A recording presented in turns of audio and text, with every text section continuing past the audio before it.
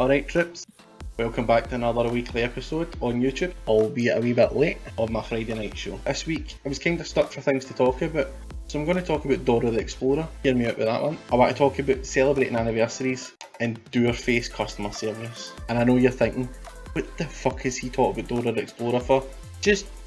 I'm going to get to it.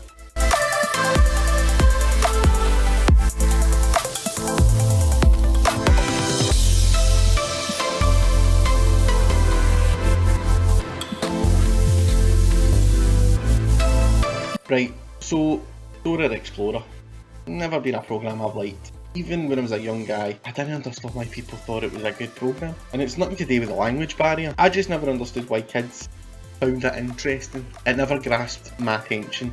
I didn't think it was exciting, I didn't think it was funny. I just generally didn't like it. So see when Mrs. Slick says the other week there, why don't we watch the new Dora film? That was my face. So we put it on.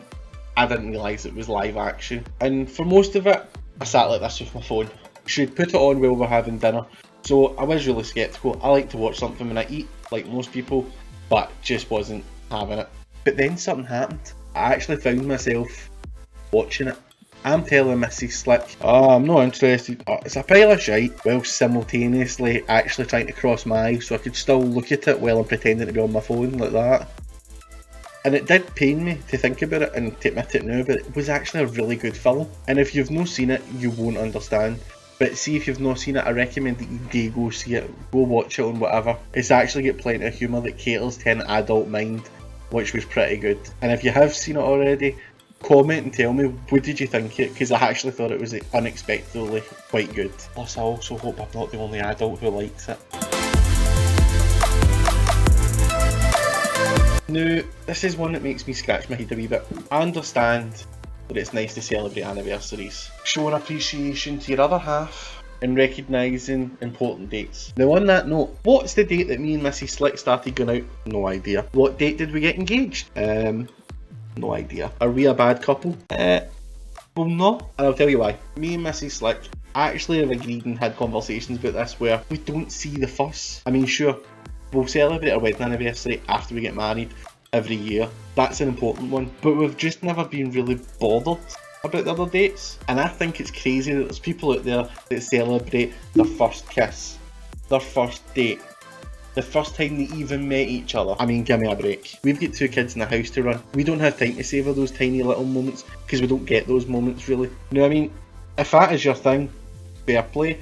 You're happy in your relationship, celebrating every tiny milestone, that's your thing, fair play. But I think it all just links back to the whole consumerism that we live in nowadays. I mean, I've actually seen parents buying mountains of presents for their kids on Easter. Christmas, that's fine.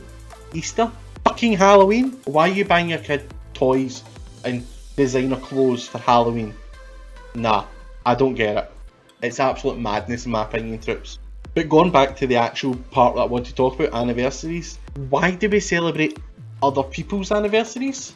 Like, surely I personally thought it was a intimate personal thing between you and your other half. I didn't really know until I've grown up and been an adult that apparently there's a social protocol that I need to remember everybody's anniversaries of various things of significance to make sure I send them a card. Oh, and by the way, don't get me started on cards. The biggest waste of money ever. But that's a whole different rant that I can have in another video. In fact, I could have a whole 10-minute video ranting just about birthday cards. But yeah, why have I to tell people congratulations because they've managed to put up with each other for a year? What to do? There's your card. Fuck off. Yeah, I just don't get it. This wee segment's about Dour-Faced customer service. Now, first off, I want to say, if the woman who I'm talking about in this video ever watches this and knows that I'm talking about her, don't even get angry. This should be a fucking wake up call for you. So story time. Me, Mrs. Slick and the children are out yesterday. Normal boring shopping trip. I'm following around, Mrs. Slick's walking in circles looking at nice things. But the fat man in me could smell donuts. Not just any donuts, fresh donuts. Now I can normally smell donuts within half a mile. But I knew I was close because my nipples actually got erect and pointed the direction to fucking go. And then, like an impatient child, I started skipping as soon as I caught eye contact with the person behind the counter at the stall, only to be met with your face and you know who you are if you ever see this or watch it. I've ordered half a dozen fresh donuts for me and the family. You looked like I just shat on the fucking doorstep. We were all buzzing. That buzz slowly deteriorated the longer we had to wait. Now, I'm not complaining about the wait. I understand. You need to wait for things, especially if they're freshly made. But your Dour-Faced was that bad that see as we waited longer and longer, me and Mrs. Slick started to do that thing. And if you're a couple, you'll know that thing. Every couple's able to do it. You know, where you communicate with each other by looks. You have a whole conversation when not a single word uttered. And these signs were more of a, you know, check her face, man. What the fuck's her problem? Now to this woman, I don't know if maybe you hate your job, or maybe it's just been a really long day for you, even though it was barely midday. But your face was that bad that me and Mrs. Slick actually says, I don't think we'll be going back there again. You looked that pissed off. It seemed that us asking you to do your job was an inconvenience. Oh, and by the way, she didn't make them. The guy standing next to her did. All she did was take my money and give him my change. And I actually felt like giving her the £10 note back and saying, here hen, do you feel that shite? Quit your job, there's a tenner for your taxi home.